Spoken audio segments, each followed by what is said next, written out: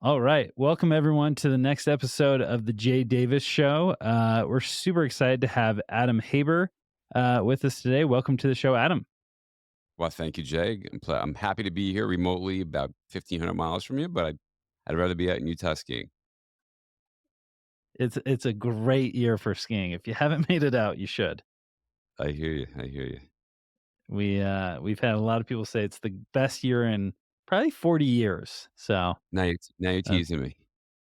yeah, you got to get out here. So, well, thanks again for coming. Would love to start if you want to just kind of give the listeners and the audience, give us a background on your career. How'd you get to where you are today?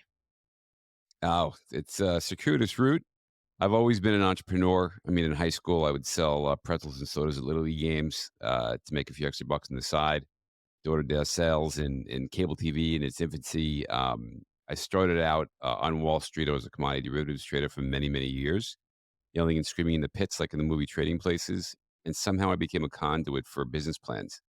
And I would become a counselor to everybody on the trading floor, and I would see all the wackiest possible deals you had out there, and I loved them. I think everybody who has a dollar and a dream and wants to put their skin in the game and work hard can create some pretty cool stuff. But from finance and Wall Street, I branched into commercial real estate. I'm a principal in a commercial real estate firm in the Pacific Northwest called SKB. I've owned and operated a few restaurants in New York, one called Aldea that had a Michelin star. I made a small fortune, but I started with a large fortune in that one. It was a tough business. And I'm an avid investor in lots of small startups, angel investor, seed rounds. I love investing in people, and I love entrepreneurship, and that's what led me to my current business, Trellus. Yeah, love it. I think we are kindred spirits in many many ways. That's awesome. Tell us more about Trellis. What do you guys do? Some of the services you offer. How'd you get it going? So I tried foolishly to run for office a couple times, and then I ended up being head of economic development for the largest town in America called Hempstead, which is about 800,000 people. And every time I would go to a business function or a political function, everybody would say, shop local. But Amazon was eating everybody's lunch. Nobody was helping the little guy and gal who were such Main Street businesses that were struggling. And I did some research, and there was nobody helping out your local hardware store, your local bake shop, your local toy store, candy, any one of 60 categories that we carry now to help them with logistics and provide them with the infrastructure they needed to sell online and to make them competitive with Amazon and big e-commerce. We would never have Home Depot on our platform, but we'd have any number of an individual hardware store, whether it's a franchisee or an individual hardware store like Ace. But if you looked at our website, buytrellis.com, we have 338 merchant partners and counting in 60 plus categories. And the model of our business is to help the small business owner compete on a level playing field by getting the goods you want in a couple hours to your home. Love it.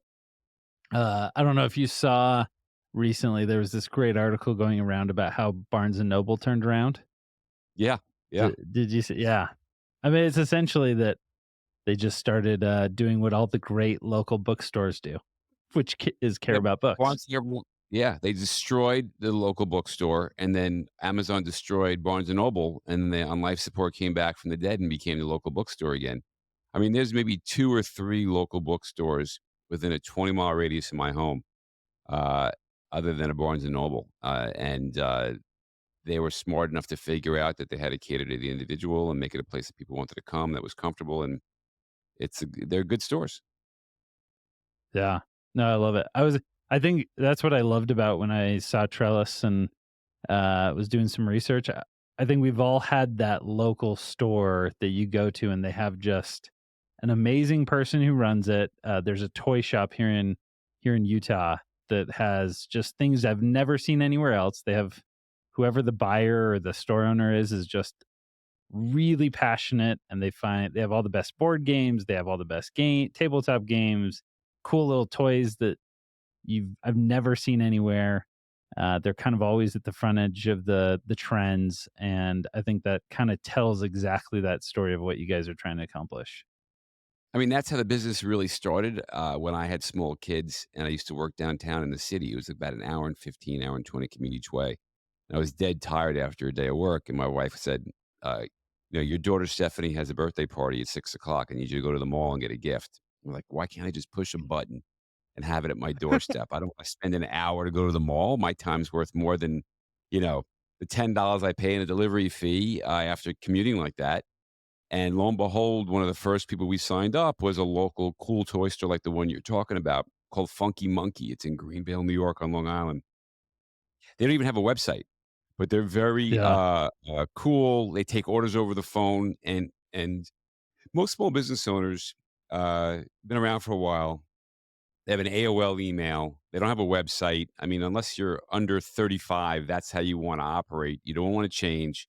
If you don't change, you're going to die. And Trellus is helping Yeah. those business owners and more adapt so they can compete. And Funky Monkey worships the ground we walk on. It's nice being loved when you walk into a store and share, and people see you and know who you are. And that's the whole model: helping the small business meet their customers so they don't go to online, excuse me, and purchase a toy from a nameless big box store or Amazon.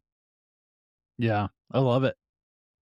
So where'd that idea come from? I think a lot of our show and a lot of the people we have listen are always interested in that entrepreneurial innovation process. Was that day you had this, your wife called and said go get that toy, and did it start there or did it take time to develop? What was that process like for you over time? It's actually a pretty funny story because I have two co-partners, Brian Berkery, who's in charge of marketing and the driver network, and Jared Jensen, who's really the brains of the operation. He's the CTO. And when I was working as head of economic development, because I thought I could fix government because I had a business background, and it's the most miserable. Let me deter anybody here who's thinking about running for government. You want to shoot yourself after the end. Nobody cares. Everybody wants to just go to get their picture taken. Nothing gets done. And I thought, hey, why can't we take this idea that we had and I went to Hofstra, which is a major university on Long Island. I went to Stony Brook. I said, you guys code this, and we'll do a partnership between the town and the university, and we'll launch it. And the university's like, I can't figure this out. It's too complicated. There's too much tech. And my partner Brian had just answered a proposal where the town dragged its feet and made him miserable. And I felt so bad. I took him out for lunch and said, I'm so sorry that we wasted your time. And we got to know each other. And he said, well, what are you working on? And I told him about this idea. And he goes, oh, I could figure that out. And he brought JR in, and that's how the business was born. We launched with a beta. I went door to door for 6 months, figured it out. And that's how it got started. Three enterprising guys trying to figure out a problem that needs to be solved. I love it, man. It's just getting going, starting telling people the idea. It's amazing what Yeah, that does. literally door to door, getting feedback, getting customers' pain points, finding out if there's a need, uh, and providing a service at a fraction of the cost. If you have your own driver, by the time you're done paying for minimum wage, car insurance, disability, workers' comp, everything, it's about 60 grand a year.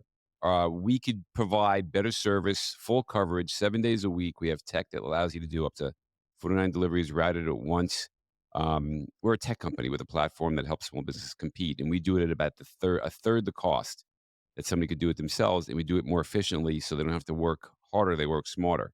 So that's really Yeah, the secret sauce. I love it.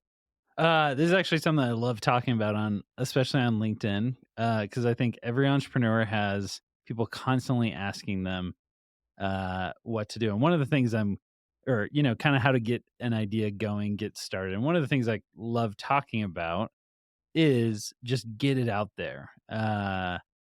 Too many people spend way too much time in their own head. They don't go talk to people. Are there any tricks or things you've learned? It may just be second nature at this point, but getting out and talking to people about, do you feel this pain? Is this something you would pay for? What are some things you've learned over the years to help you with that? When you're selling something new, I mean, people get sold all the time. It's so easy now to send an email, to have a cold solicitation over the phone. Everybody gets Yeah, spammed. You can get things as a fax. People come into your store. You've got to connect very quickly with the person you're speaking with. It's not about you. It's about them. Nobody cares about you. They care about keeping their doors open, feeding their families, and running their business. And if you're able to connect quickly and share how you're going to help them grow their business, then they're open to listening. And then once you get a couple people in a certain community, they'll tell their friends, and then it blossoms. We had a hard time signing up our first florist. Now we have 50. We had a hard time signing up our first bakery and our first chocolate company. Now we have 25. Same thing with toy stores. Same thing with a variety of verticals that people don't like being the first one, but they like being the second one. And when everybody else tests the waters, and that's how you build a business, one person at a time. Yeah. Well, and I think also what is so interesting about Trellis is it's a top priority. I mean, when you go in and say, I can improve your business by a fraction of a percent versus do you want to make way more money? Do you want to When be, work that's hard, uh, yeah. I think that also helps. I think that honing in on those ideas that are painful for those people. And that's definitely one of them. People, I'm sure, feel like they're getting left behind. Amazon's taking their business. Amazon is crushing them, and they don't care. And people like to save a buck, but then when you have a downtown that has no independent retailers and the stores are empty, then your home values go down and nobody wants to live there. When you have a thriving downtown with independent retailers, not a soulless like Dollar Store, Target, Walmart, Wendy's, not that those are bad businesses, but they don't really bring character out in a small town. But when you have a local hardware store where everybody knows your name, and chocolate shop, your toy store, your local pet store. We don't do Petco, but we have several small independent pet stores. There's something about that, and when you can connect with the customer, they like it, and then when you can get them the things they want when they need them quicker, now you're competitive, and that's the whole model. Yeah. So I love it. What have you guys learned? I mean, as you've scaled, what have been the hardest lessons? I think that's something that often in entrepreneurship, we spend so much time talking about ideas, which is natural because it's where a lot of people are.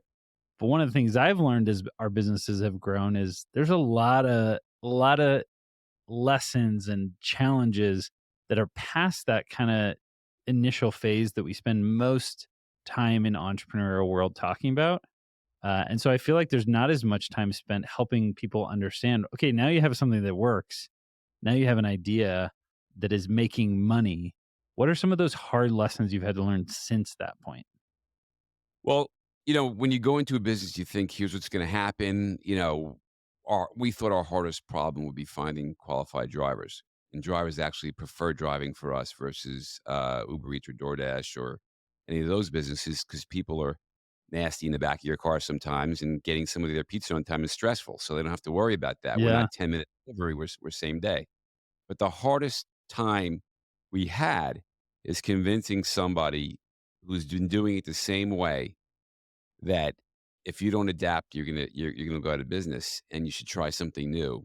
And to get them to try something new is our continues to be the biggest hurdle of any sales team of any business that you have.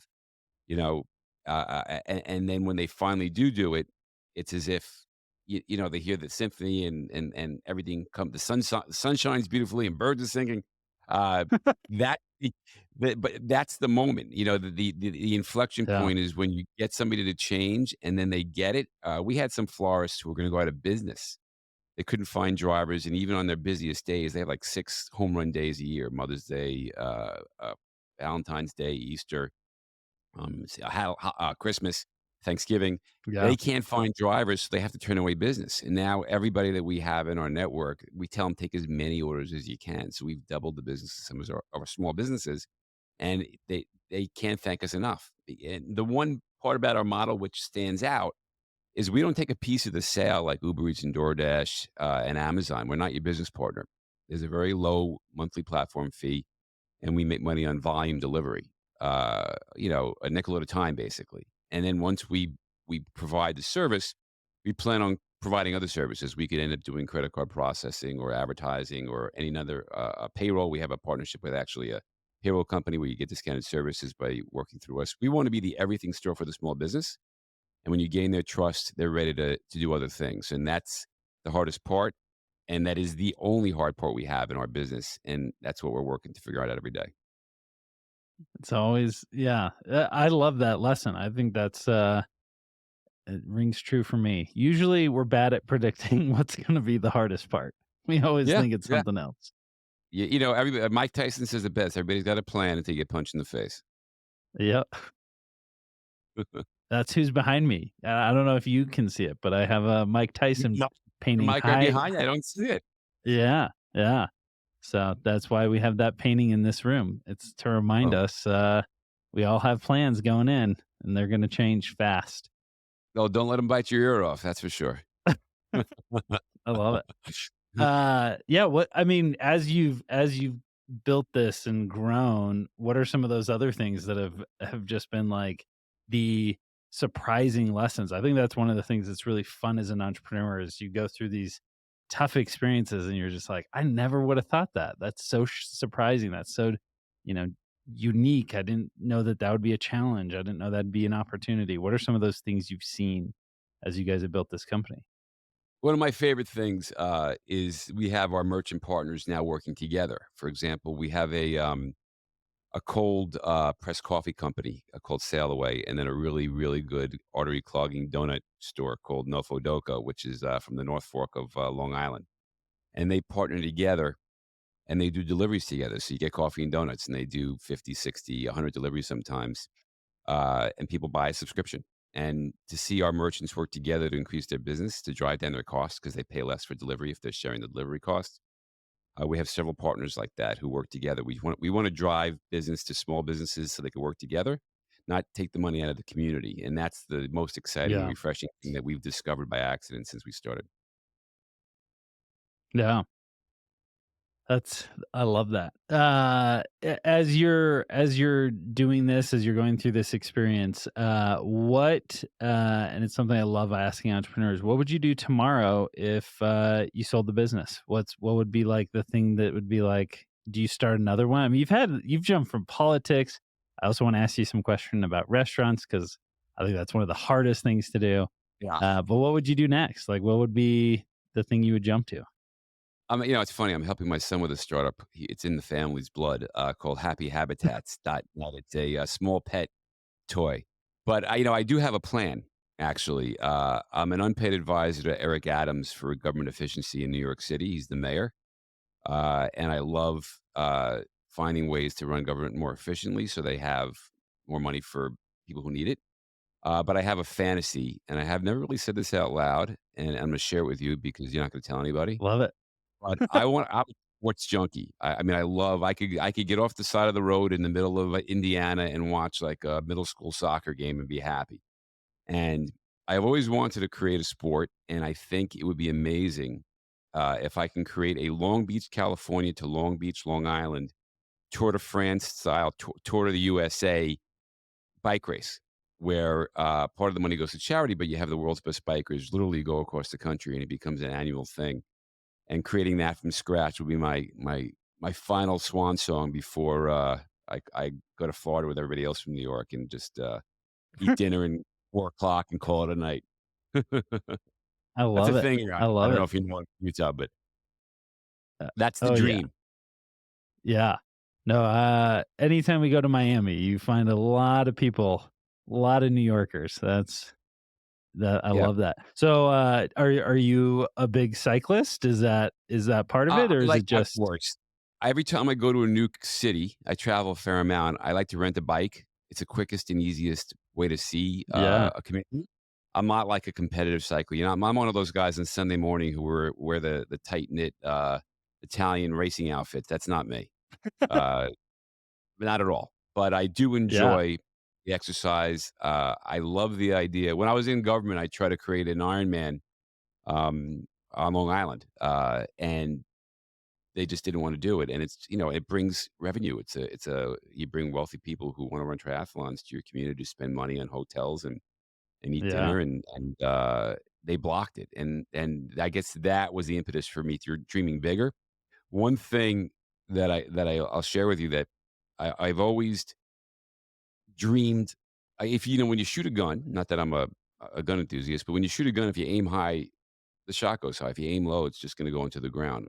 And if you don't dream big and take a chance, you're going to look back in your life when you're 80 years old, and you're maybe have 5, 10 years at best left, and you're going to regret not taking the shot.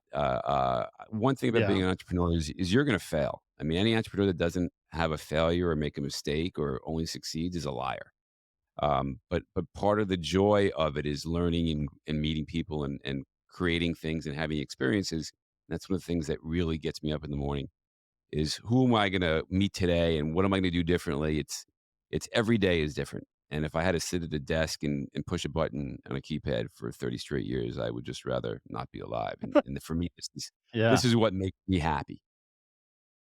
No, I couldn't agree more. I love that, and, I had a business that went under and had family and friends who were kinda like, "So you're done, right? Like, you Nope, got this nope. out of your system?" And I was like, "Are you kidding? That was my I just master's. Now I'm learned going all to these my doc. lessons." Yeah. Yeah, You, you, exactly. you there's nothing better than creating something that works and seeing that there's a need and having people appreciate it. I love the restaurant business because you feed people and they walk away happy. It's just not a very in New York, it's an extremely competitive business. The Oh, rents are the yeah. killer. The landlord's your business partner. It's very hard to make money, but there's something very satisfying about giving somebody a good meal. Um, Yeah. and that's one of the reasons why I enjoyed that business, but it just wasn't if I had to feed my family off of that business, it would be very difficult. Yeah, that's tough. What are the things though that you learned? I have gotten into a lot of different things, and one of the things I love is getting into an industry, learning the jargon, learning the ins and outs. I own a marketing agency where I've learned a lot more about the film world and the movie making world, Wow. advertising world, and I love that stuff. I love learning about industries that are just completely different. And then I am sure you have pulled experiences from that uh, restaurant experiences and applied them to Trellis. But what were some of the things that you learned during that time? Because I mean, you guys reached a high pinnacle, but it also sounds like it was very difficult. Actually own 3 restaurants, 2 with one partner, and the other one I was a silent partner in. But the most important thing in a restaurant I have a quick funny story to tell you, and then I'll tell you why I Okay. learned this. My partner was this pretty well-known chef, and he wanted to be a two-star Michelin chef, which is unbelievably difficult. And one of the Yeah. prerequisites to be a two-star Michelin chef was you had to have 4 scallops in an entree versus 3 because that's what's expected if you're gonna give them, the quality meal that they want. And I was telling my partner, whose name was George, I said, "George, if we put 4 scallops on the plate, we're gonna lose money on every dish we sell." And he said, "We'll make it up in volume." And I said, "No, no, no, George, we'll lose more money quicker." And he didn't quite get that. So the number one thing I learned in the restaurant business is it's sometimes tough to raise prices, but to lower your expenses is the same exact thing. And he was buying fresh flowers every single day. It was costing us about 30 grand a year in fresh flowers, as opposed to having somebody in the restaurant, one of the staff, give them $100 a week, let them make arrangements. They'll take ownership of it. It'll be just as nice. Nobody's going to your restaurant because of your fresh flowers. They're going there because of your great food. And we were able to cut costs like 2 grand a month dramatically. And there's a whole host of ways you can do that. If you can bring your expenses down, your food costs are what they are, your rent is what it is, but if somehow you can bring your variable expenses down, you can run a profitable restaurant, and that was the best lesson I learned. I love that. I well, that's and that ties to one of my least favorite questions is, have you ever done this before? Or, you know, you've never done this type of a business. And it's I feel like as you do more and more entrepreneurial things, the restaurant world and the movie making world and the software world are not as different as a lot of people think. I mean, a lot of those core principles, I mean, that core principle that you just shared, as I work with ecom companies, is almost always why they're struggling. They don't understand their costs. They're different than they think. They're losing money because they're not paying attention. It's those same core business lessons every time. I agree. It's so funny you said because I'm actually an investor in a movie coming out next month called The Desert House. It's a low budget horror movie, so look for it on Netflix or something sometime Okay. soon. But no, running a business, the basic principles are very much the same. You really just want to find a problem and solve it.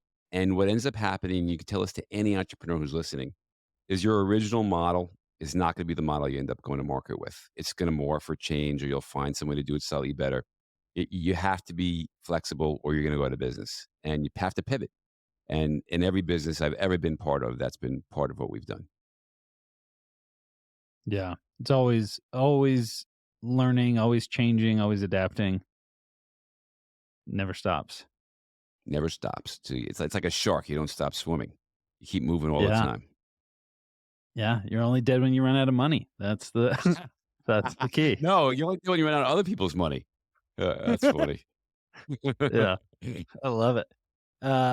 Well, as we kinda time has flown, we're always shooting for 20 minutes and we always blow way past it, because it's too much fun talking. What are some of the things, that you would share for someone who comes to you and says, "Hey, I wanna start my own business. I've been dreaming of this." What's kinda that motivational speech you give someone? I think you've already given some great stuff around, realizing that you don't wanna sit in front of a keyboard. But what's that motivational pitch you would give someone who's like, Help me motivate myself." Well, I'm not gonna give you all sunshine and lollipops. I'm basically gonna tell you the truth. It's gonna take longer Yeah, and cost more than you expect. However, it's liberating. What you make, or how you grow is up to you. No one's gonna determine your fate. You don't have a boss telling you no. Uh, how hard you work and how successful you are is completely up to you, and that is freedom at its highest level. And that's why being an entrepreneur, even if you fail, you could always get a job. There's a surplus of jobs. You could always get a job to make rent, but you can't start a business every day of the week that will make you feel alive and make you feel like you created something. There's a unique brotherhood and sisterhood of people who've been entrepreneurs who know what it feels like. And once you get that, and it's almost like a drug, you don't want to go back. I mean, you don't really find many people who are entrepreneurs and then go get a paying job. It's usually the other way around. yeah. No, I love it. That gave me chills thinking about it because it's true. You develop relationships with people who I feel like are my family. I mean, they're your brothers and sisters because you've been through hell and war together, and no one can Yeah. break that Well, bond. one thing I try and do is be a net giver of time, money, energy, love. That's the key for me, because if you take, no Yeah, one's gonna wanna take your call, or even if I'll do this if you do that. If you're a net giver and help people, um, things come back to you. And one thing I try and do is every 6 months or so, I'll go through my phone, and people who I haven't spoken to for any reason, whether they're from a past job, from school, or former political people that I know, I'll just check and say, "Hey, wanted to say hello." And that just starts conversations that you never know where they lead. And that's some of the ways that you may find that person that you need for your business, or maybe able to introduce them to somebody they need to help their business grow. And it's fun. And that if you take some time, yeah. 20 minutes a week, think about that. One person a week, 52 times a year, you're going to connect with a lot of people. It's amazing how often too those people are like, "Oh, I know exactly who you need to talk to. Yeah. You need to talk to this Why guy." don't you call me? Yeah. I'm not clairvoyant. I am calling you. I've heard that a That's lot. That's very funny. yeah. Oh, it's amazing. I was also gonna say that I think like you said, every great entrepreneur that I've ever met has had failures. And I think that one of the reasons is you get to that point and you're like, "Oh, this is as bad as it gets." No, it's not that bad. Uh there's always like, I didn't lose my house and my kids and my wife are healthy and happy. And so, yeah, that's not that bad. I can take another swing. If that's as bad as this kind of gets, let's go for another round. Well, look at it this way. If college cost you, if you go to you went to Brigham Young, if I remember from your bio, but Yeah. let's say you went to private Yep. university, let's say that's 50 grand a year, 4 years is 200 grand. And then you get a master's, and you go to a decent business school, that's another 75 grand a year. So now you're up to another 50 is 350. And then you get a doctorate. That's another 50 or 100 grand. So you're in for like 400 grand before you even, go out into the workforce. Well, when you open a business and it fails, you get your undergraduate, your master's, and your doctorate. It's the same thing. You have the same Yeah. education. So you have to look at it Yeah. that way. School of hard knocks. It's a So school of hard. true. Yeah, but you're a doctor. You're a doctor of hard knocks. Yeah. Call you Yeah. Dr. J, and I feel very comfortable doing that. it's It's definitely true. I think everyone who's been through it, you learn so much from those hard from those hard lessons. It sticks with you for years. Yeah. I know what's going through I don't know what's going through your mind, but I know you've had a specific thought when I brought that up. Oh, yeah.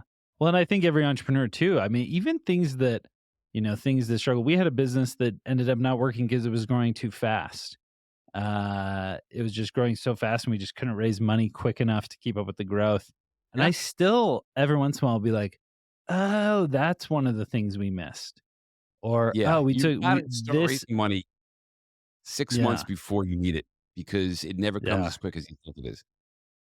And those lessons just, it's not like it's not a black and white start end date of, oh, that business went, didn't succeed. And I learned all the lessons. I'm still pulling lessons from it 10 years later, from that failure. So it's amazing. I love that. Well, maybe you should start a podcast and share those things with people so maybe they'll learn. Hopefully. Hopefully. Yeah. Well, as we wrap up, Adam, give people some call to action, something you like to do. You mentioned the movie, so people should keep an eye out for that. Yeah, that'd What be was the cool. name of the movie again? The Desert House. It'll hopefully be, Desert House. out in late March. It is the lowest of low budget movies, but those are the best. Um, but my business is Trellus. The website is bytrellus.com. Love it. Every community needs something like this. There's nobody else doing it. And if anybody in any part of the country has 300 businesses that want to sign up at once, I'll fly out and we'll open up a Trellis in your neighborhood. So let me know. Okay, love it. Well, we'll have everyone do that and go check out the website and start talking to local business owners. Even as you were mentioning it now, I'm like, we need that here in Utah. There's so Utah many would be great great. local businesses. Yeah, So if there's a chamber of commerce and they're all on board, all it takes is one driven person to make it happen. It's again, the hardest part, of any business is acquiring customers, and then once you have happy customers, they tell other people, so share yeah. the love, I appreciate it. Okay. Well, we'll keep chatting. We'll let everybody or let the audience end here, and we'll talk about some Utah stuff. So thanks again for coming on, and really appreciate it. I appreciate your time, Jay, it was fun talking to you. Thanks, Adam. Bye-bye.